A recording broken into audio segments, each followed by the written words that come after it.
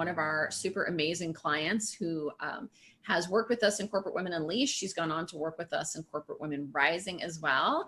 And Mina has made a transition not too long ago from academia into the business world. She's got her PhD in pathology. And today she's a sales and marketing executive in the life sciences. So Mina, welcome. I know your story is going to resonate with a lot of people, and I just really appreciate you sharing your story. Thank you. No, thank you for the opportunity. And of course, I would like to give back. So thanks for giving me the opportunity to give forward. Awesome. Awesome. Well, we're just going to have a conversation, like I mentioned. So for everyone's watching, like Mina and I have been working together for a while. We're going to have fun. So, you know, I think it's always important for any of us to really figure out like where you ended up, Mina. So what would you say are some of the results that you're now experiencing either in your career, your personal life, based on the work we've done together? I think the one that stands out the most is that I'm very calm. I have good control of how I feel, what I want to say. I'm very present. I have control over that. And I can also assess what will trigger me. So I have a better control of how I operate or the different way I need to operate.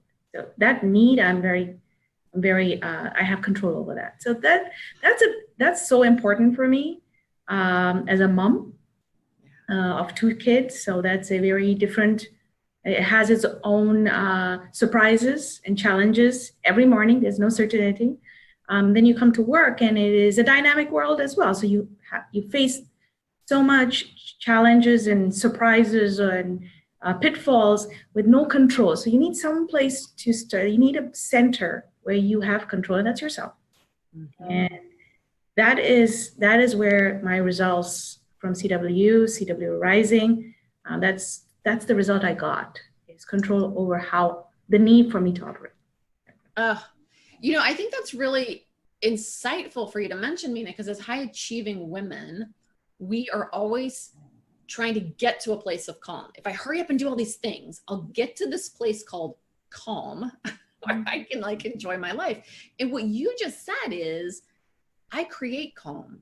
I create the control. Because like you said, with kids, you never know what you're going to get in the morning. When you step into your office, executive world is not calm. When is it ever calm? You're going to get God knows what challenge.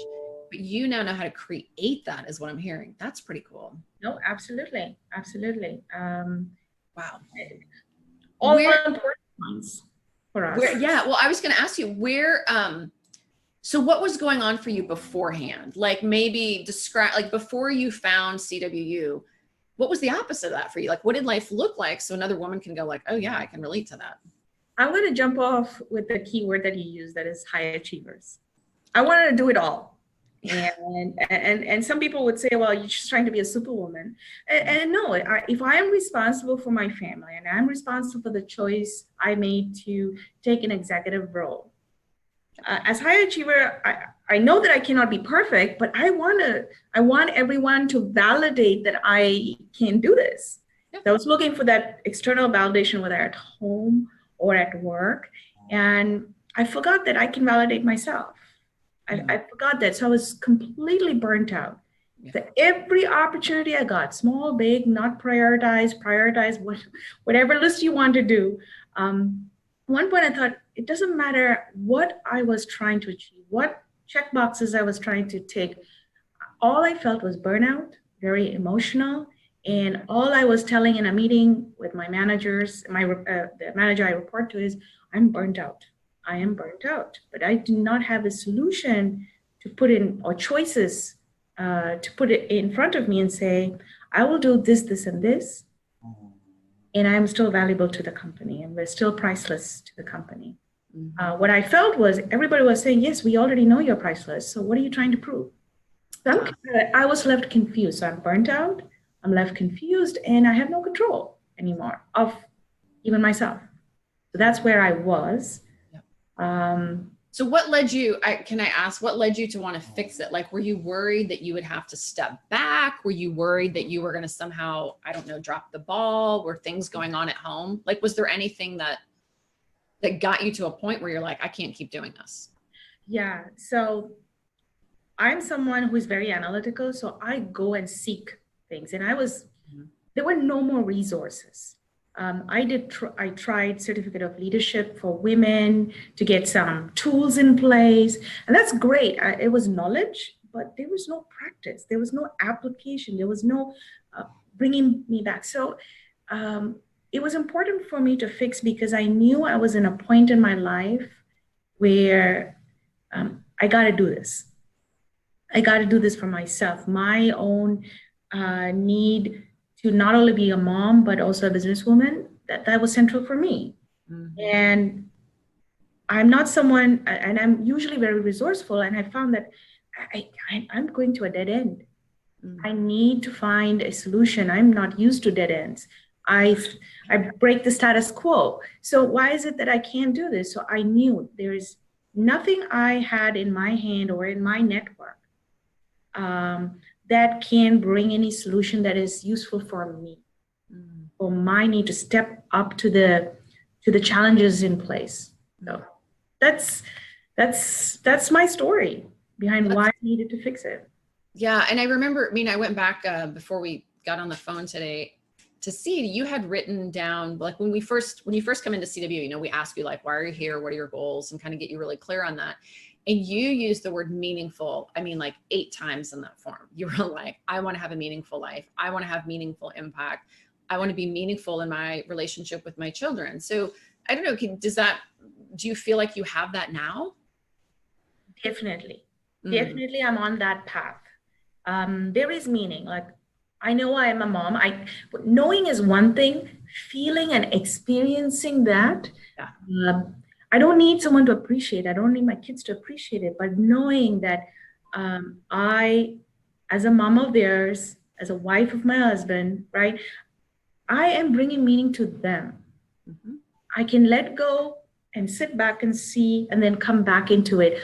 I just did not know how to do that, but that meaning, that value, time together has more meaning right now.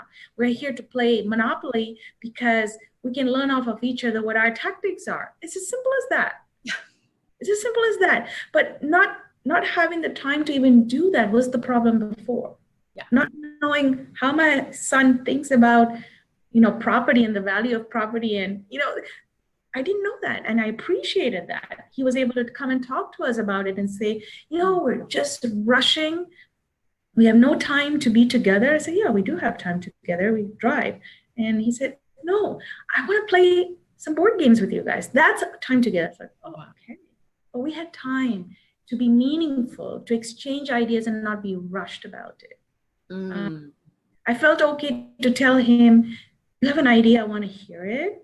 But right now, I will not have 100% of my attention on what you're going to present to me. So can you wait till I finish this phone call? And he said, yeah, sure. Because he wants the 100% attention. But I didn't know how to articulate that with him. And that's meaningful. It brought in meaning for me. I felt good about attending the phone call for the business. But at the same time, I knew that I'm going to tell business, okay, guys, I have a hard stop. My son is waiting to share something. I'm taking this call during family time. Can we wrap up, please? And so I feel so good. There is meaning, so much meaning. Yeah. I have control over what is important to me. There you go. Because you're no longer feeling guilty, like, oh, I have to have this phone call. Go away. I don't have time for you right now. Or just like you're saying, you get so busy in the pace of life that you forget just stopping to play a simple game of Monopoly is hugely important to that connection with your kids, hearing them, listening to them, learning about them. How cool. Let me ask you, how has time changed for you? I'm hearing you have more control over how you use it. Yeah. Do you find that's the big piece for you, that you're working less, playing more, or is it more just you're able to better control where you use your time? I would say the latter, navigating through time management. I manage my time. It's just that I didn't have time for myself. I didn't have time to integrate, okay, what do I need? I remember Laura asking me, so what do you need? And I was like, honestly, if someone asked me to put a list of things I need, I don't know where to start. It's not the same now. Mm-hmm. I know what I need. I need some quiet time at this time. I need some time to listen to my daughter, listen to my son, and then I just need time to reflect on what they said. and I'm going to make time for it. I can tell my husband, listen, just give me 5 more minutes.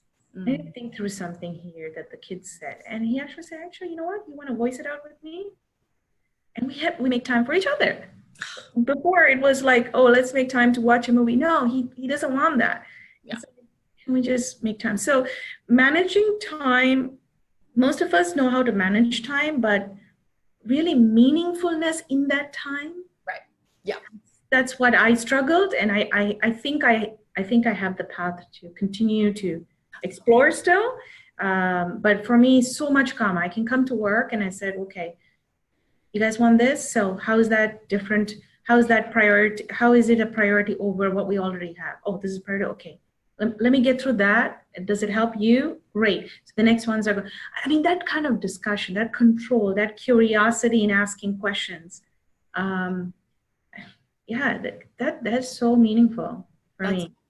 That's awesome. So have you had any feedback from other people at work? How is work seeing you differently?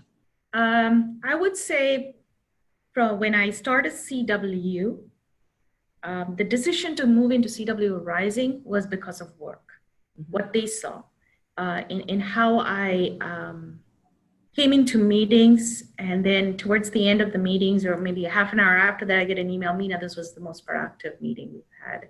I have those emails as a reminder for me. And the date, I have highlighted the date and I've highlighted that, and it's like, okay, that's a reminder that, you still can do it all, but you just have to know how to navigate and use the tools in CW.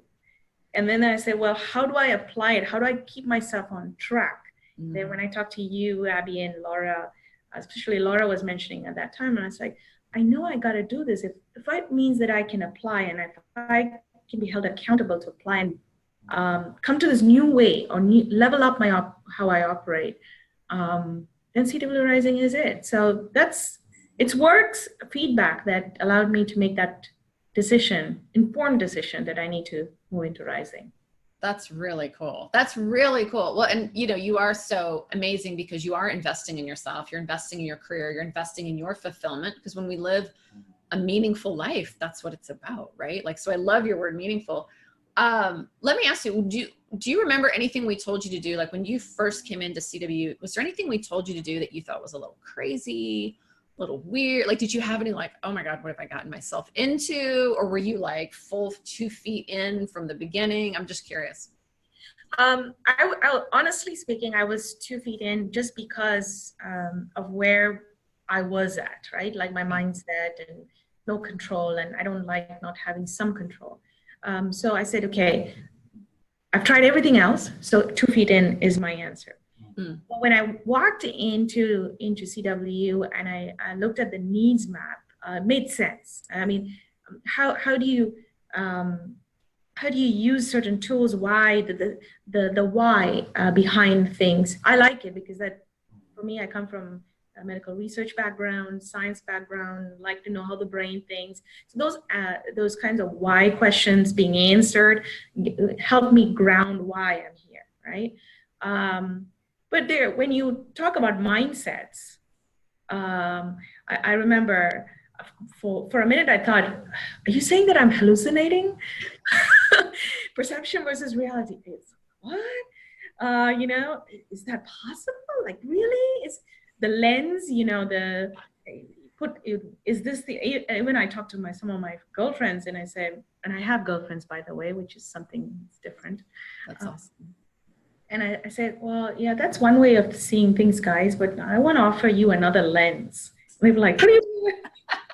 Like, would it be possible it's like this? And maybe something that happened when we were in, back home that may be driving us to think this particular way. So I think something that did question me, like, hold on a second. Are you saying I'm hallucinating here, that this is not reality? Am I in a different world, a hologram, So that was something I had to kind of, take back and really think about it. But no, 2 feet in right from the beginning. That's super cool. Yeah, the cultural meme of what we think we're supposed to be doing, and then like that lens, when you pull apart that lens and really see what's possible for you, it's like, oh, holy cow. There's a whole new way of looking at success. Absolutely. The other one I want to mention at this point is, well, you like I brought the example of hallucination, right? Like perception versus reality.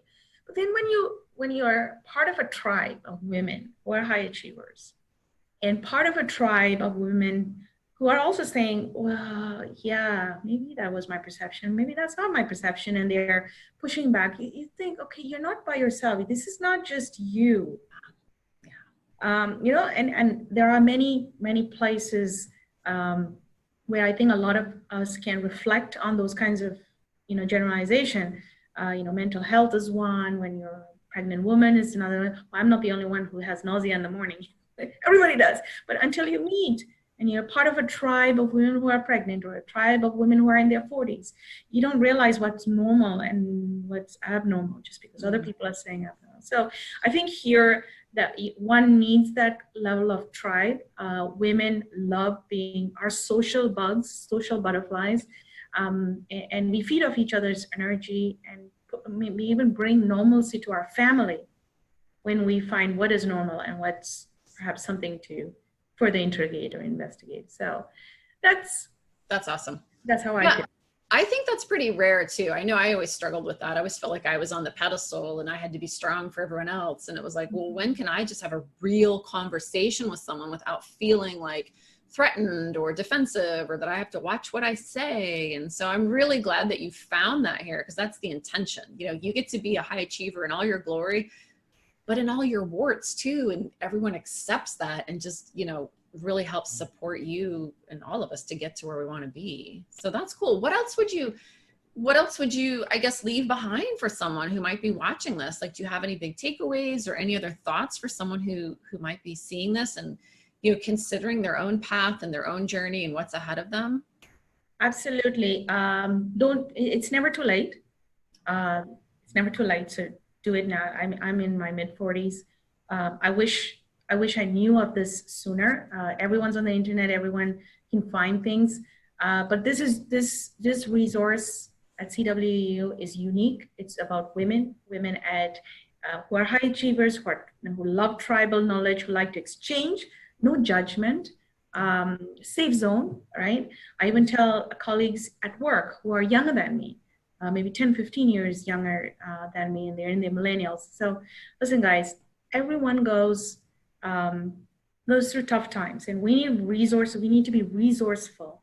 That does not mean you cannot have it all or can have more of what you are. If this is your potential, you believe your potential, you think this is the time to do it in your work, but you don't have the right way to operate, CWU, just don't wait. Don't wait. I really believe in it. And if it was sooner, I would have operated much differently. So that's what I would leave. Women, young, much older than me, different levels of your career. It demands you to operate differently, and CW made sense to me. It continues to make sense to me. That's awesome. Mina, thank you. What a great story to share. I'm so happy. I mean, the entire team is so happy. You've been an absolute joy to have a part of our ecosystem. You've applied everything. It's not easy. I always like to say that, guys, it is not easy to change years of habits and operate and really redefine success in new ways, but it's possible.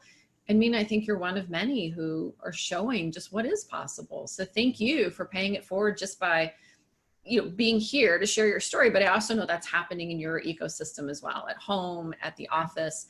People are watching you now and going, wait a minute, she's calm, she's cool, she's in control. Beautiful family, beautiful life. If she can have it all, why can't I? And I think that's what I would want to. Yeah, right. Why wouldn't you want to? Why wouldn't you want to? So come join us. That's all I can say. Come join us. I love it. Thank you so much, Kate and Laura and Abby. Couldn't have done it without you guys. Couldn't have done it with tough love from you guys. Awesome. Thanks, Mina. You've been a star. Thanks so much for being here too. All right, cool.